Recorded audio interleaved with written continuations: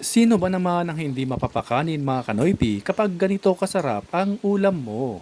Ganitong luto lang sa tulingan mga kanoypi ay sapat na. Siguradong masisira na naman ang diet nyo nito sa sobrang sarap.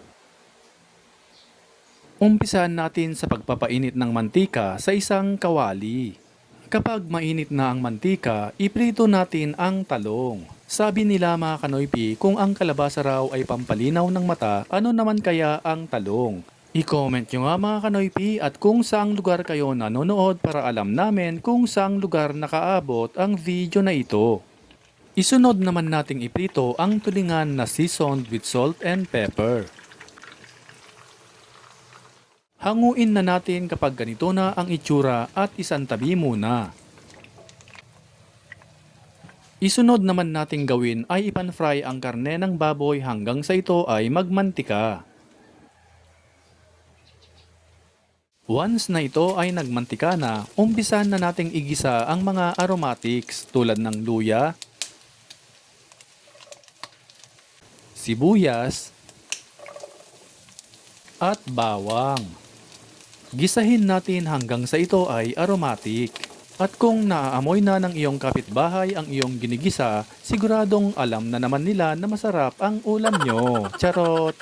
Ilagay na natin ang kamatis at ipagpatuloy ang paggisa hanggang sa ito ay lumambot. Lagyan na natin ito ng ground black pepper kapag malambot na ang kamatis. At syempre, lagyan din natin ito ng patis. Haluin natin ng maigi bago natin ilagay ang napritong tulingan. Ilagay na rin natin ang kakanggata. Kung wala kayong kakanggata, ay pwede naman ang mga nabibili sa mga supermarket na coconut milk. Lagyan din natin ito ng vinegar. Maglalagay rin tayo dito ng siling green o siling haba.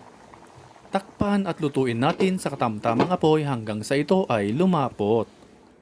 At kapag ito ay kumulo na, baliktarin natin ang tulingan.